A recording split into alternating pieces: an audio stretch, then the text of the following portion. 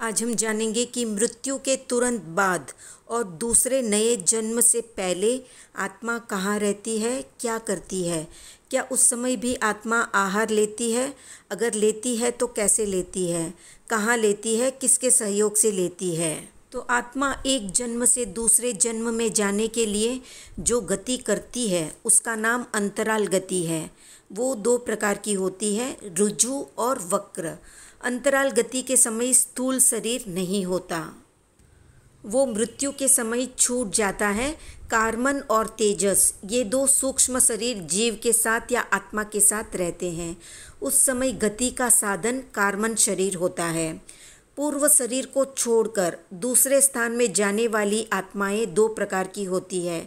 एक तो वे जो स्थूल एवं सूक्ष्म दोनों प्रकार के शरीरों को सदा के लिए छोड़कर दूसरे स्थान में चले जाते हैं, और दूसरे वे जो पहले के स्थूल शरीर को छोड़कर नए स्थूल शरीर को प्राप्त करते हैं।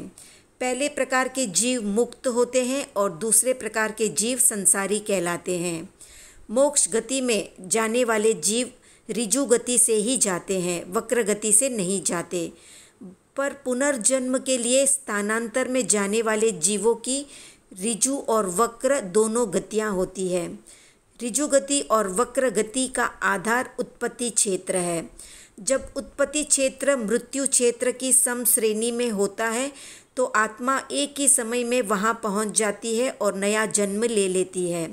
यदि उत्पत्ति क्षेत्र विषम श्रेणी में होता है तो वहां पहुंचने में आत्मा को 1, 2 या 3 घुमाव करने पड़ते हैं। ऋजु गति से स्थानांतर करते समय आत्मा को नया प्रयत्न नहीं करना पड़ता। वो पूर्व शरीर छोड़ती है तब उसे उस पूर्व शरीर से उत्पन्न वेग मिलता है और वो धनुष से छूटे हुए बाण की तरह सीधे नए स्थान में पहुंच जाती है।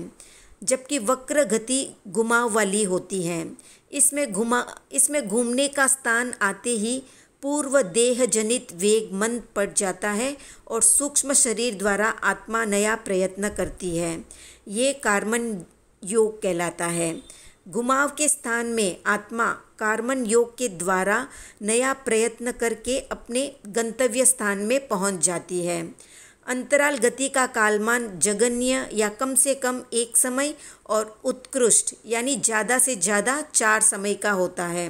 जब ऋजु गति होती है तब 1 समय और जब वक्र गति होती है तब 2, 3 या 4 समय लगते हैं। जिस वक्र गति में 1 घुमाव हो उसका कालमान 2 समय का होता है, और जिसमें 2 घुमाव हो उसका कालमान 3 समय का होता है, और जिसमें 3 घुमाव हो उसका कालमान 4 समय का होता है। मोक्ष में जाने वाली आत्माएं अंतराल गति के समय सूक्ष्म और स्थूल सब शरीरों से मुक्त होती हैं, इसलिए उन्हें आहार लेने की जरूरत नहीं पड़ती। जबकि संसारी जीव सूक्ष्म शरीर सहित होता है, इसलिए उन्हें आहार की आवश्यकता पड़ती है। ऋजु गति करने वाले जीव जिस समय में पहला शरीर छोड़ते हैं उसी समय में दूसरे जन्म में उत्पन्न होकर आहार लेते हैं।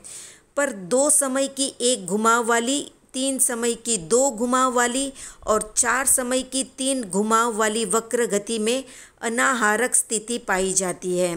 क्रमशः पहली का पहला, दूसरी का पहला और दूसरा, तीसरी का दूसरा और तीसरा समय अनाहारक अर्थात आहार शून्य होता है। तो इस तरह से अगर आत्मा सम श्रेणी से जाती है तो आहार की जरूरत नहीं पड़ती, और अगर विषम श्रेणी में जाती है तो आहार की ज़रूरत पड़ती है। तो कितने लोग तत्व ज्ञान में रुचि रखते हैं कमेंट में बताएं। वीडियो पसंद आया तो लाइक, शेयर, सब्सक्राइब करें।